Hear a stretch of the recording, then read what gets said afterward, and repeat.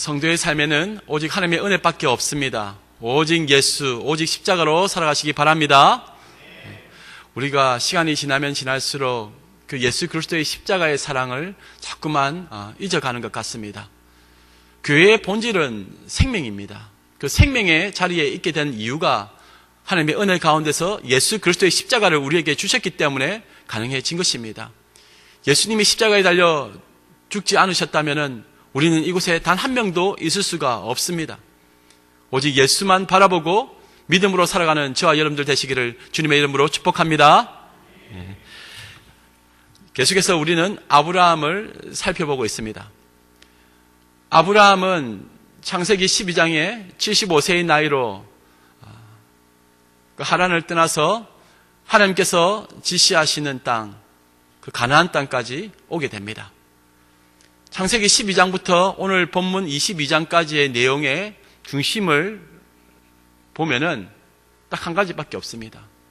언약입니다. 이 언약이라는 말은 약속이죠. 하나님께서 약속하셨습니다. 하나님께서 아브라함에게 무엇을 약속하셨는가? 내게 아들을 주겠다. 근데 그 아들이 이삭인데 이 이삭 한 명만을 위해서 하나님이 창세기 12장부터 시작해서 오늘 본문 22장까지 쭉 끌고 오신 것 아닙니다. 그 이삭 안에는 하나님의 백성들이 들어있습니다. 그리고 그 가운데는 예수 그리스도가 들어있습니다. 그리고 우리도 들어있습니다. 하나님께서는 갈대아 우르, 그 바벨론에서 우상을 섬기던 그 데라 가족을 찾아오십니다. 그리고 그곳 가운데서 또한 아브라함을 부르셔서 이제 아브라함으로 하여금 믿음의 조상으로 세우신 것입니다. 아브라함이 처음부터 하나님을 알았는가? 알지 못했습니다. 심지어 우상을 섬기던 사람입니다. 도무지 스스로의 힘으로는 하나님을 알 수 없었던 이 아브라함에게 하나님이 먼저 찾아오신 겁니다. 그리고 창세기 12장부터 시작해서 오늘 본문 22장까지 하나님이 주도적으로 이끌어 가시는 모습을 보게 됩니다. 성도들의 삶도 마찬가지입니다. 우리도 도무지 하나님을 우리 스스로 찾을 수 없는 존재였는데 하나님이 우리를 여기까지 인도해 주셨습니다. 그 구원의 주도성은 인간이 가지고 있는 것이 아니라 하나님이 가지고 계신 것입니다. 그 언약을 성취시키시는 하나님, 행여라도 아브라함이 그 언약을 성취시켰다, 하나님의 그 구원의 계획을 이루었다라고 생각하면 안 됩니다. 아브라함은 철저히 그 하나님의 언약을 배격하고 도망치고 오히려 방해하는 그런 사람이었습니다. 창세기 12장에 하나님께서 아들을 주시겠다 약속한 이후에 그가 보여준 모습들을 보면은 실망스러운 모습이 한두 가지가 아닙니다. 그는 영웅이 아니라 실패한 인간의 전형입니다. 창세기 12장에 하나님의 뜻대로, 뜻하신 바대로 가나안 땅에 들어갔지만은 그러나 기근이 오고 힘들어지니까 가지 말아야 할 땅 애굽에 내려갑니다. 그곳에서 애굽 왕 바로에게 자신의 아내를 빼앗기는 수모를 당합니다. 속이지만 결국은 다 잃게 되는, 그렇지만 하나님께서 은혜 가운데서 다시 아브라함을 살려주셨습니다. 그 이후에 일어났던 조카 롯과의 이별, 그리고 전쟁, 그들라오멜 연합군과 싸우는 이 아브라함, 그리고 결국은 조카 롯을 구해옵니다. 그리고 그 이후에도 하갈과 이스마엘 사건이 나오고 또 그 이후에도 다시 그랄 지방의 아비멜렉에게 또 자신의 아내를 빼앗기게 되는 또 수모를 당합니다. 이 많은 사건 속에서 한 가지 우리가 볼 수 있는 것은 인간은 계속적으로 그 하나님의 언약을 망치는 존재이고 하나님은 인간의 실패 속에서도 끊임없이 구원을 이루어 가시는 언약의 하나님이라는 것을 알게 됩니다. 아브라함이 창세기 12장부터 해서 이제 22장까지 오게 되었습니다. 아브라함은 이제 서서히 하나님이 누구신지를 알게 됩니다. 그 강력한 애굽이라는 나라의 바로왕도 벌벌 떨게 만드시는 하나님, 블레셋의 그 그랄 지막의 아비멜렉 왕을 또 벌벌 떨게 만드시는 하나님, 자신이 분명히 잘못했는데도 불구하고 아브라함의 편을 들어서 구원에 이르게 하시는 그 모습을 아브라함은 보았습니다. 그리고 제약 가운데 있던 그 소돔 땅이 멸망당하는 것도 알게 됩니다. 이 모든 것을 경험하면서 결론은 나와 지금 함께하고 있는 이 하나님은 세상 그 어떤 신보다 가장 높으신 신이며 은혜의 신이다. 은혜의 하나님이다. 그런 하나님을 깨달아 갔던 것입니다. 하나님께서 아브라함을 여기까지 인도하신 것입니다. 우리가 성경을 보면은 하나님의 약속이 많이 나옵니다. 왜 하나님께서는 이렇게 약속을 많이 하시는가? 곰곰이 생각해 보면은 이해가 됩니다. 하나님께서 아무런 말씀도 안 하시고 그냥 너희들끼리 살아가라 이렇게 하면은 우리 인간은 상황과 환경에 매몰되어서 그 하나님을 잊어버리기 쉽습니다. 언젠가 TV를 보았는데 타국 멀리에서 우리나라에 노동하러 온 그 노동자의 삶을 보여주는 다큐였는데 거기에 보니까 자기의 사랑하는 어린 아들과 딸들과 화상통화를 하는 것을 보았습니다. 그리고 편지도 늘 씁니다. 아이들도 아빠에게 편지 쓰고 아빠도 그 편지를 보면서 울면서 또 답장을 쓰기도 하고 계속 주고받는 것입니다. 그 내용을 보면은 아빠 너무 보고 싶어요. 아빠 언제 만날 수 있을까요? 아빠 언제 오는가요? 또 아빠는 곧 갈게. 건강하게 시식하게 잘 지내라. 엄마 잘 모시고 동생 잘 돌보면서 건강하게 잘 있어야 돼. 아빠 곧 갈 거야. 돈 많이 벌어서 아빠 갈게. 그러면 아빠가 가서 내게 맛있는 것도 사주고 함께 놀이동산도 가고 재밌게 놀 수 있어. 끊임없이 그렇게 약속을 하는 겁니다. 왜 그렇겠습니까? 다시 만날 그날까지 건강하게 지치지 말고 그렇게 잘 살아가라는 그 뜻 아니겠습니까? 하나님께서는 지혜 빠진 인간들에게 소망의 말씀을 주셨습니다. 그 소망은 누구냐? 예수 그리스도가 되십니다. 예수 그리스도가 오시기까지 이 번제한 인간들이 하나님을 기다리지 못하고 하나님의 뜻에 어긋나며 자기 마음대로 살 것을 생각하셨던 겁니다. 그래서 너희들은 지금 제약 가운데서 신음하고 있고 죽고 있다. 이제 얼마 안 있으면은 나의 사랑하는 아들 예수를 보내어서 너희들을 위해서 십자가에 달려 죽게 할 것이다. 그러면 너희들이 살게 돼. 그러니 그때까지 잘 참고 기다려라. 그리고 하나님의 위대하신 그 사랑을 또한 알게 된다는 겁니다.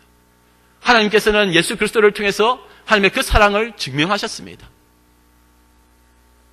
신이 인간을 위해 죽게 하셨다는 겁니다.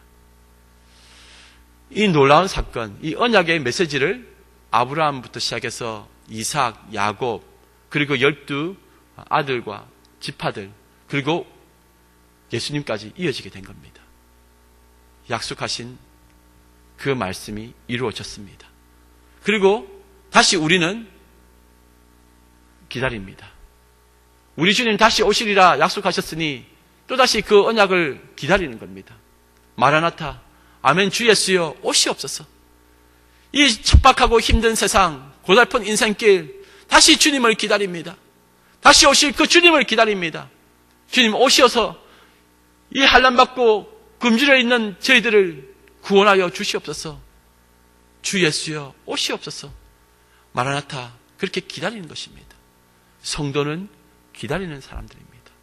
기다리는 가운데 넘어지기도 하고 다치기도 하고 지치기도 하고 다른 길로 가지만은 하나님의 은혜의 사슬로 묶어주셔서 그 언약을 기다리는 자로 삼아 주셨습니다. 아브라함도 그와 같은 가정으로 12장부터 시작해서 22장까지 오게 된 겁니다. 그 가운데에 중요한 두 가지 사건이 있었습니다. 창세기 15장에 보면은 하나님께서는 자신에게 아들을 주지 않는다 실망하여 괴로워하고 있는 아브라함에게 나타나셔서 횃불 언약을 하십니다. 고대 근동에서는 계약을 할 때에 계약 당사자들이 짐승을 쪼개놓고는 그 사이를 함께 손을 잡고 지나갑니다. 그 이유는 만약에 이 약속을 지키지 아니하면은 이 짐승처럼 죽임을 당할 것이다. 그래서 반드시 이 약속은 이루어져야 된다. 그런 관점에서 그런 뜻으로 함께 그 쪼개진 짐승 사이를 지나가는 것입니다.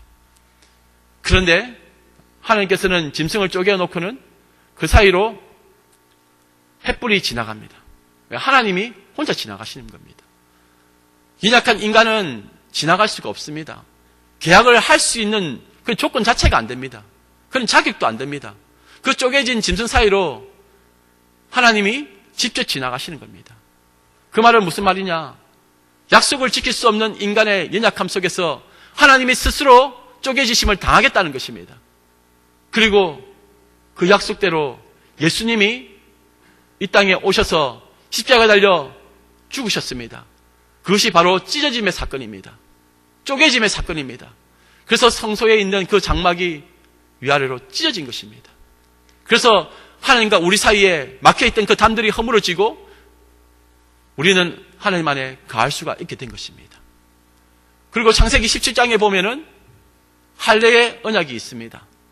이 할례라는 것은 남자의 생명을 상징하는 그 생식기에 이 포피를 잘라내는 것입니다. 그것은 죽음을 상징하는 겁니다. 예수 그리스도의 쪼개지심, 예수 그리스도의 죽으심, 우리도 예수 그리스도 안에서 죽었습니다. 그리고 예수와 함께 다시 살아난 존재입니다. 예수 그리스도의 죽으심을 예표하고 있는 사건으로 그 언약의 증표로 할례를 한 것입니다. 그 쪼개짐의 사건, 그 쪼개짐으로 인해서 내가 구원을 받았다는 것을 잊지 말라는 것입니다. 이제 예수님이 오셔서 그 할례의 언약을 성취하신 겁니다. 그 이후에는 육체의 할례를 하는 것이 아니라 마음의 할례를 하게 된 것입니다. 하나님께서는 이렇게 언약으로 아브라함에게 말씀해 주셨습니다. 그렇지만은 이 언약을 도무지 지킬 수 없었던 이 아브라함, 계속적으로 하나님께 반항하고 어긋난 길로 가기 시작합니다. 그때마다 하나님은 붙드시고 다시 원위치 시켜주신 겁니다. 오늘 본문 말씀에 드디어 하나님께서는 약속하신 대로 100세의 아브라함이 이삭을 주셨는데 이 이삭이 잘 자라났습니다.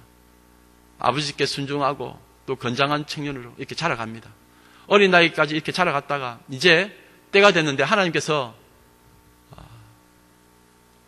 아브라함에게 충격적인 명령을 내리십니다. 아브라함아, 너의 아들 이삭을 바쳐라. 아브라함은 이삭을 바치게 됩니다. 22장에 나오는 아브라함의 모습 속에서는 단 한 번도 하나님께 원망하거나 불평하거나 거부하지 않습니다. 순종하고 걸어갑니다. 그리고 결국은 이삭을 결박하고 죽이려고 합니다. 그때에 하나님이 막으셔서 살려주십니다. 대신에 그 근처에 있던 순양을 잡아서 제물로 바치게 하십니다. 오늘 본문에서 우리는 세 가지의 중요한 단어를 우리는 발견하게 됩니다. 첫 번째는 믿음입니다. 5절 말씀을 한번 읽어보도록 하겠습니다.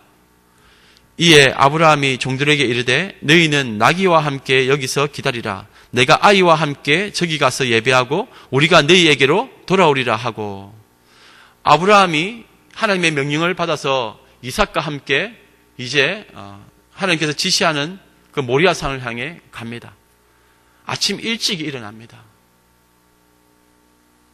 어떤 근심도 걱정도 하지 않습니다. 그냥 바로 순종하고 나아갑니다. 여기에 보면은 나귀의 안장을 지우고 두 종과 함께 이제 이삭을 데리고 갑니다. 여기서 보면은 제사에 드릴 나무도 준비해 가지고 갑니다. 그런데 5절에 보니까 종들에게 이렇게 말합니다. 너희는 나귀와 함께 여기서 기다리라. 내가 아이와 함께 저기 가서 예배하고 우리가 너희에게로 돌아오리라. 그렇게 말하고 있습니다. 다시 돌아오겠다는 겁니다. 자식을 바치지만 혼자서 와야 되는데 그렇지 아니하고 내 아들과 함께 다시 돌아오겠다라는 그런 말을 합니다. 그의 말대로 이삭을 데리고 다시 돌아오게 됩니다.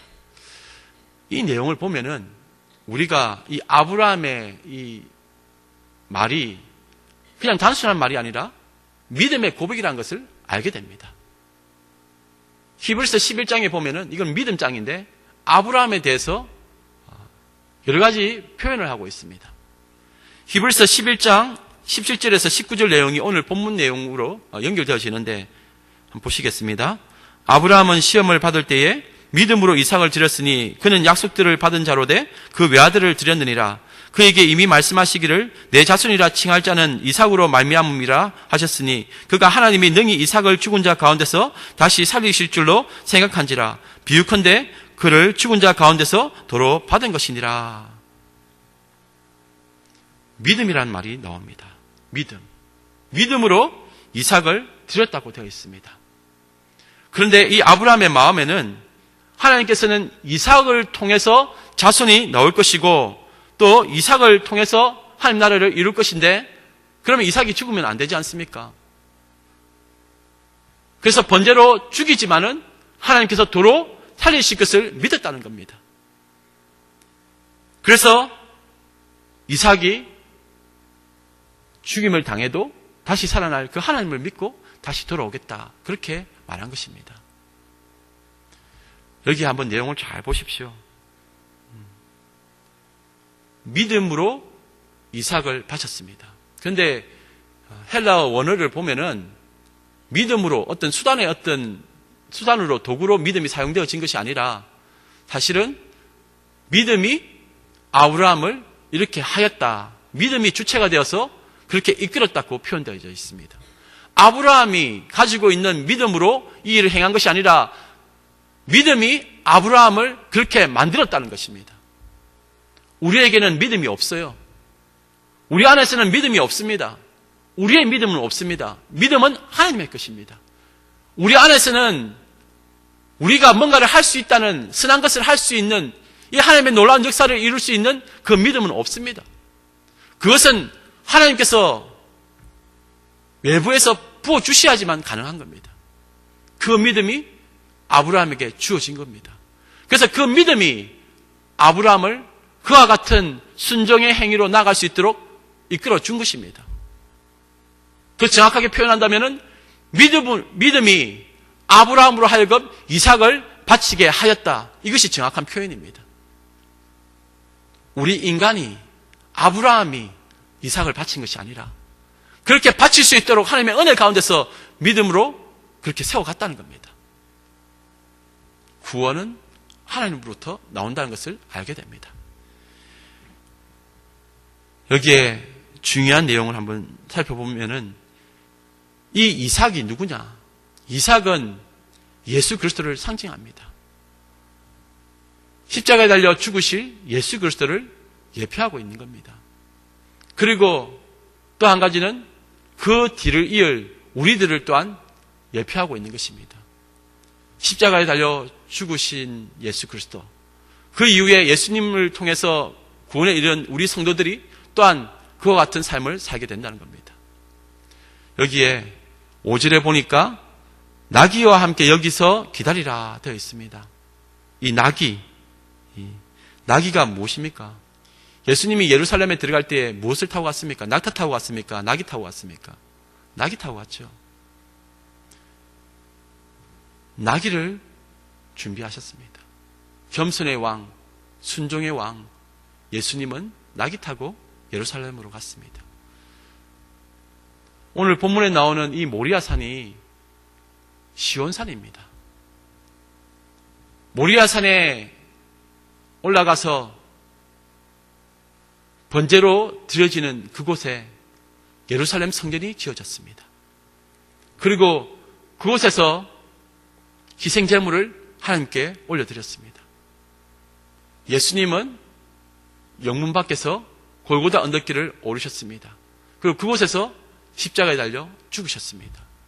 장소도 동일하고 사건도 동일합니다.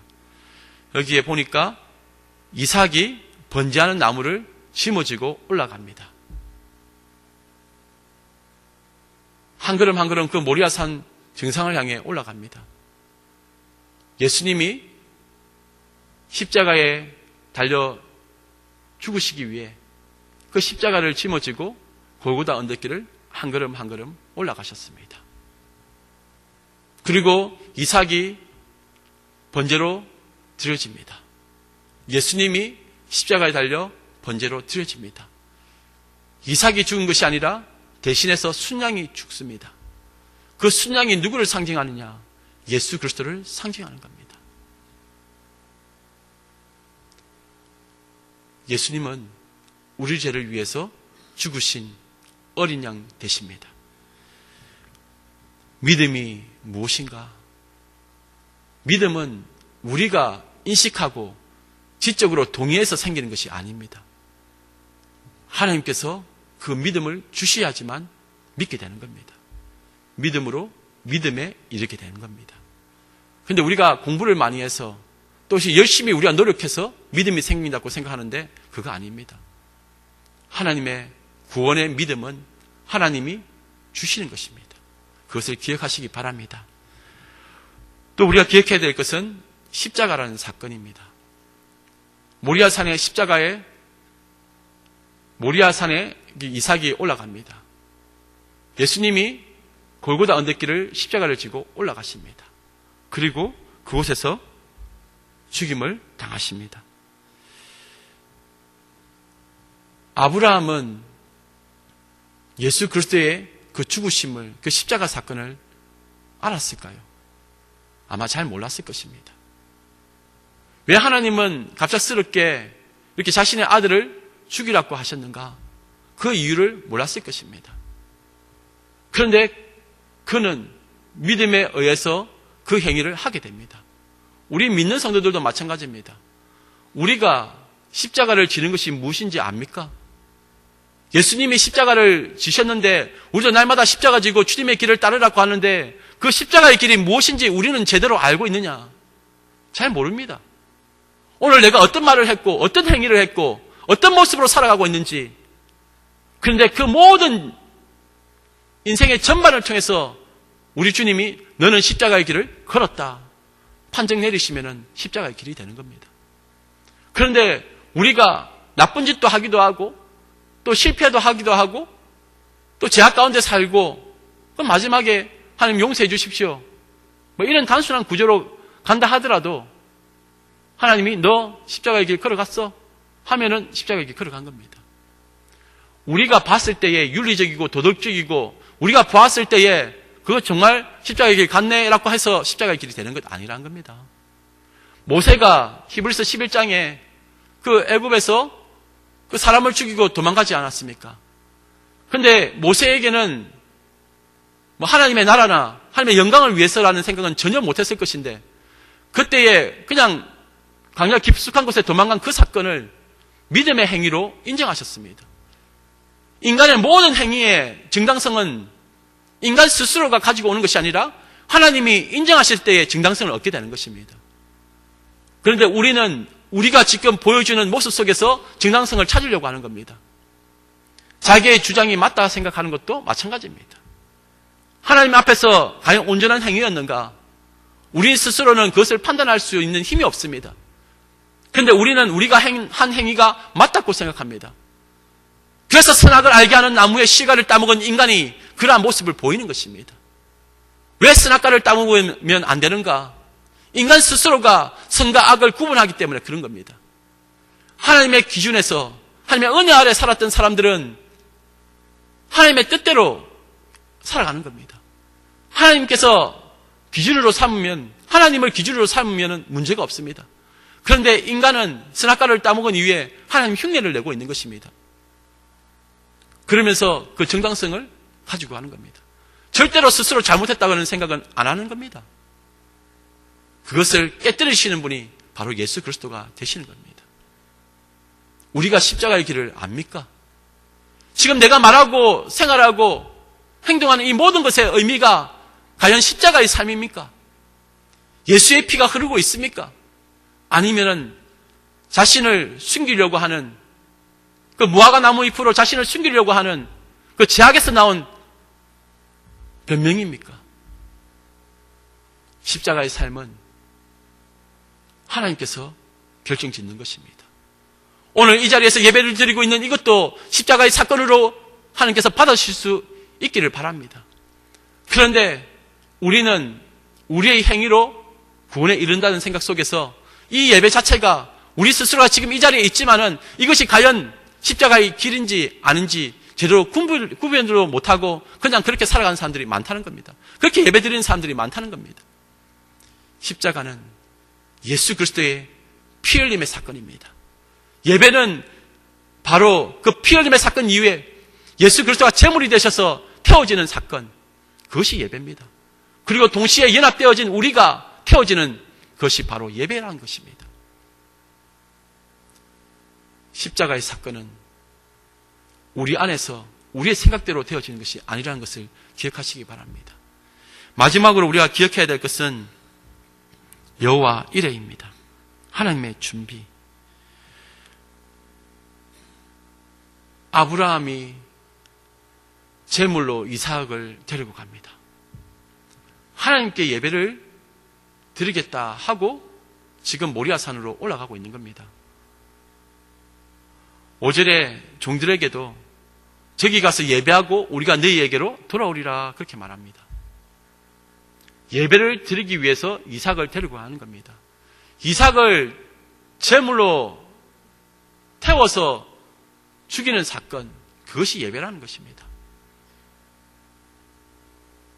예수 그리스도가 어린 양 되시고 희생 제물이 되셨습니다. 그리고 그 예수님이 십자가에 달려 죽으시면서 온전히 하나님께 태워졌습니다.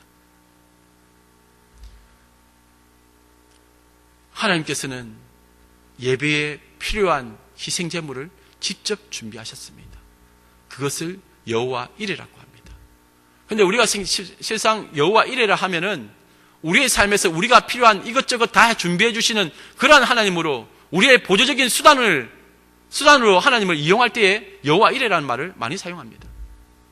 하나님을 이용합니다. 그런데 그것은 잘못된 것입니다. 여호와 이레라 하면 하나님께서는 그 예배를 위해서 어린 양 되신 예수 그리스도를 친히 준비하신 사건을 말하고 있는 겁니다. 아브라함이 이삭을 바쳐야 되는데 이삭을 바쳤는데 그때에 대신 죽을 그 순양을 하나님이 준비하셨던 것처럼 영원한 예배, 그 예배를 위해서 준비한 제물 예수 그리스도를 직접 준비하셨다는 겁니다. 그래서 예수 그리스도를 십자가에 달려 죽게 하심으로 말미암아 그 모든 것이 이루어진 것입니다. 여호와 이레. 예배는 하나님의 준비하심이 없으면 예배가 될 수가 없습니다. 인간이 아무리 이것저것 많이 준비한다 할지라도 그 안에 예수 그리스도가 준비되지 아니하면, 태워지지 아니한다면 그 예배는 제대로 된 예배라 할 수가 없습니다. 그리고 그 가운데 우리가 들어있는 것입니다. 로마서 12장 1절에 이렇게 되어 있습니다. 그러므로 형제들아, 내가 하나님의 모든 자비하심으로 너희를 권하노니 너희 몸을 하나님이 기뻐하시는 거룩한 산 제물로 드리라. 이는 너희가 드릴 영적 예배니라. 그렇게 되어 있습니다. 참된 예배가 무엇인가?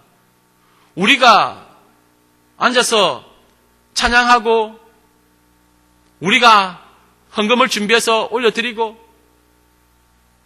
이것만이 전부가 아니라는 겁니다. 정말 핵심은 예수 그리스도의 십자가, 그 피 흘림이 있는 예배, 그리고 그 안에서 연합되어진 우리 성도들의 삶이 들어있는 예배, 그것이 영적인 예배가 되는 것입니다. 예배 제대로 드려야 되겠습니다. 어느 날, 어느 순간부터 한국교회에 예수 그리스도의 십자가 사건은 사라지기 시작했습니다. 심지어 설교 속에서도 예수 그리스도의 그 사랑과 능력에 대해서, 복음의 능력에 대해서는 이제 사라지기 시작했습니다. 그때부터 한국교회는 복음의 영향력, 그 능력이 사라지니 세상을 이끌 힘도 없습니다. 한국교회가 일어나야 될 시점에 한국교회는 아무것도 못합니다. 이 나라, 이 민족, 한국교회를 살릴 수 있는 유일한 힘은, 우리를 살릴 수 있는 유일한 힘은 오직 예수 그리스도의 십자가밖에 없음을 인정하시기 바랍니다. 그 능력이 회복되어야 됩니다. 자꾸 세상에 잡다한 것들을 가지고 와가지고는 예수 그리스도를 대체하려고 합니다. 세상에 고지론을 가지고 오지 않나? 세상에 자기 개발서적인 그런 사상과 철학을 가지고 오지 않나? 우리가 가지고 있어야 될 것은 오직 예수 그리스도의 십자가밖에 없습니다. 우리가 자랑할 것은 오직 예수 그리스도의 십자가밖에 없습니다. 그것이 오늘 내가 있는 이유가 되고 내 삶에 정당성을 부여하는 가장 강력한 증거가 되는 것입니다. 예수의 피로 우리는 씻음 받았고 십자가에 나 대신 죽으신 그 예수님 때문에 내가 오늘 주님의 자녀가 되어 이 자리에서 예배드리게 된 것입니다. 예수를 놓치지 마시기 바랍니다. 어느 목사님의 이야기입니다. 어릴 때부터 같이 커왔던 그 목사님 친구가 있는데 둘이 너무나 친했습니다. 이제 목사님은 아들을 5을 가졌습니다. 5살부터 12살까지 5명의 아들이 있습니다. 근데 사랑하는 친구는 자식이 없습니다. 그 당시에 먹고 살기도 힘든 그때에 목사님이 아이들을 키우기가 참 힘들었던 것 같습니다. 그러다가 오고 가는 대화 속에서 이 친구가, 친구야, 너는 아들이 5이나 있지 않냐? 근데 내게는 아들이 한 명도 없다. 아무리 노력했지만은 자식이 없으니 어떻게 하냐? 네가 5 아들이 있으니까 내게 그 아들 한 명만 양자로 좀 주면 안 되겠냐? 그렇게 합니다. 목사님도 잠시 고민을 하더니, 그래, 내 아들이 네 아들이고 네 아들이 내 아들이 되는 거 아니겠냐? 그리고 또 한편으로는 집이 가난하니까 입 하나라도 들어야 되겠다는 생각에 그렇게 하자고 하고 집으로 돌아옵니다. 늦은 시간 집에 돌아오니까 아들 5이 이제 쪼르르 자고 있는 겁니다. 한 이불에 쫙 자고 있는데 이제 누구를 보낼까 봅니다. 쭉 물끄러미 쳐다보다가 첫째를 보게 됩니다. 벌써 이놈이 이렇게 컸구나. 아버지가 집을 잘 지켜주지도 못했는데 그래도 큰아들이라고 동생들 잘 건사하고 또 어머니 잘 보살피고, 그래, 너는 맏아들이니까 그래 남겨두자, 그렇게 했답니다. 그랬더니 큰아들이 씩 웃더랍니다. 두 번째 아들을 보는데 둘째 아들 딱 보는 순간, 우리 집안에서 이렇게 잘생긴 아이는 날 수가 없는데 얼마나 잘생겼는지 온 동네 사람들이 사이 삼겠다고 하는 아주 잘생긴 아들이에요. 보니 이 아이를 보낼 수가 없는 거예요. 너무 잘생기고 미남인데 이 아이는 그냥 그대로 살려두자, 그렇게 살려두는 걸로 생각했습니다. 그래서 둘째 아들이 씩 웃더랍니다. 자면서도 어떻게 아는지. 그래서 셋째 이제를 보는데 이 셋째를 보니까 셋째를 이렇게 보내야 되겠다. 그런데 이 셋째는 또 사모님이 너무 좋아하는 아들이에요. 늘 엄마 옆에서 엄마가 빨래하면 같이 빨래하고 엄마가 설거지하면 같이 설거지하고, 이 딸 같은 아들인데 엄마의 친구예요. 만약에 이 셋째를 보내게 되면은 오히려 자신이 버림을 받겠다는 생각 속에, 아내에게 쫓겨나겠다는 생각 속에, 그래 셋째는 안 되겠다, 그래서 넘어갔답니다. 이제 넷째를 봅니다. 근데 이 넷째는 몸이 너무 연약해요. 어릴 때부터 허약 체질이라 가지고 늘 감기를 달고 살고 다른 애들보다도 키가 작아요. 그러니까 늘 감기에 잔병 치레가 너무 많으니까 마음이 짠해지는 겁니다. 얘는 보내어도 욕 들어 먹을 것 같다. 그리고 또 보니까 얘 어쩌하겠냐, 내가 키워야지. 끝까지 얘를 내가 키워야 되지 않겠냐, 그 생각을 했답니다. 그래, 이제 남은 애는 5번째를 줘야 되겠다. 이불 안에 푹 들어가 있던 5째를 이제 이불을 다 걷고 이렇게 보니까 이 다섯째는 너무 귀여운 거예요. 보니까 얘가 너무 귀여운 거예요. 늘 아빠한테 아빠 하고 달려와가지고는 아빠한테 뽀뽀하고 막 껴안기고 막 이렇게 해가지고 껴안고 해가지고 너무 사랑스러운데 이 귀엽고 사랑스러운 이 다섯째를 줘야 한다는 생각하니까 또 마음이 짠해지는 겁니다. 그러면서 하나님께 기도합니다. 하나님, 이 다섯 아들이 있는데 이 막내를 보내려고 하는데 첫째부터 다섯째까지 누구를 줘야 됩니까? 도무지 못 주겠습니다. 어떻게 하면 좋습니까? 막 기도를 하는데 그때 하나님께서 이 말씀을 주시더란 겁니다. 하나님이 세상을 이처럼 사랑하사 독생자를 주셨으니 하나님이 세상을 이처럼 사랑하사 독생자를 주셨으니 하나님이 세상을 이처럼 사랑하사 독생자를 주셨으니 하나님, 내게는 다섯 아들이 있습니다. 근데 그 누구도 줄 수가 없는데 하나님이 나를 위해서 그 외아들 독생자 예수님을 죽이셨지 않습니까?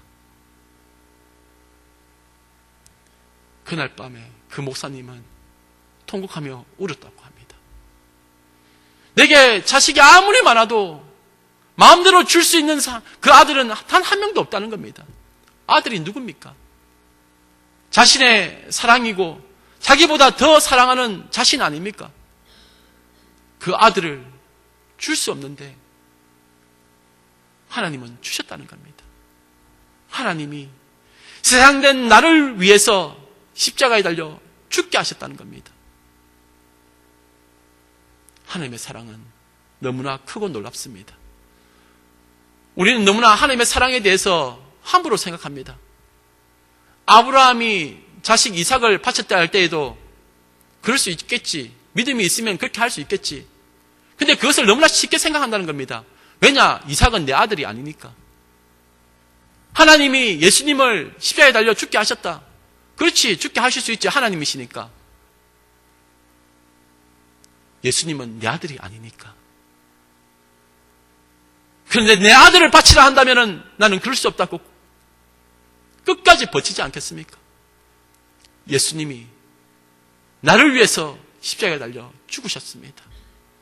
이 교만하고 못된 나를 위해서 십자가에 달려 죽으셨습니다.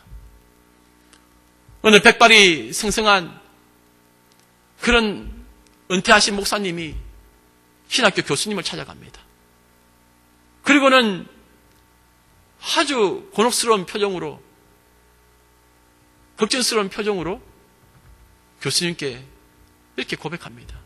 교수님, 제가 젊어서부터 목사가 되어서 은퇴할 때까지 지금까지도 설교를 많이 했지만 수만 번의 설교를 했는데 예수님에 대해서 설교를 했는데 아직까지도 예수님을 모르겠습니다.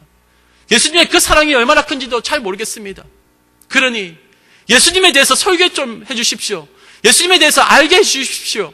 나는 예수님을 잘 모르겠습니다. 예수를 알려주십시오. 그렇게 울면서 고백했답니다. 여러분, 예수 그리스도를 아십니까? 나를 위해 십자가를 지신 그 예수 그리스도를 아십니까? 전인격적으로 예수 그리스도를 받아들이시고 인정하십니까? 예수가 생명 되십니까? 오직 예수로만 살아갈 수 있습니까? 이 질문 앞에 고민하며 답을 찾아가시는 저와 여러분들 되시기를 주님의 이름으로 축복합니다. 함께 기도하겠습니다. 사랑과 은혜가 충만하신 하나님 아버지, 은혜와 사랑을 감사드립니다. 우리는 우리를 그 어떤 것보다도 사랑하고 있습니다. 그런데 우리 주님은 주님보다 우리를 더 사랑하셔서 십자가에 달려 죽으셨습니다. 우리에게는 우리가 이 세상 살아가면서 어떻게 하면 더 많이 가지고 더 높이 올라가며 세상 즐거움을 다 누리며 살아갈 수 있을지 발부둥치며 살아갑니다.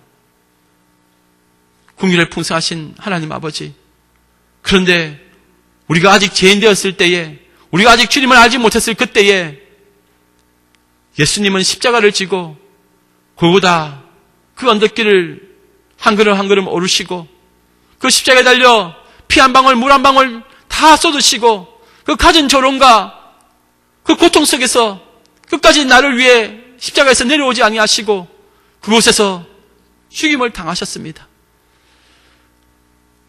그 십자가가 이제는 나의 십자가가 되었고 그 십자가의 삶을 살기를 고백하지만은 여전히 나는 그 십자가를 내동댕이 치고 도망가는 존재이지 않습니까? 공의를 풍성하신 하나님 아버지, 다시 십자가의 그 능력을 회복하게 하여 주시옵소서. 그 사랑을 회복하여 주시옵소서. 나 살겠다 하여 남을 죽이고 나 중심으로만 살았던 우리를 불쌍히 여겨 주시옵소서. 오직 예수의 사랑으로 그 은혜로 살아가는 우리 모두가 되게 하여 주시옵소서. 예수 그리스도의 십자가 지심의 그 의미와 삶을 잘 깨닫고 살아가는 우리 모두가 되게 하여 주시옵소서. 감사드리며 예수님의 이름으로 기도드리옵나이다. 아멘.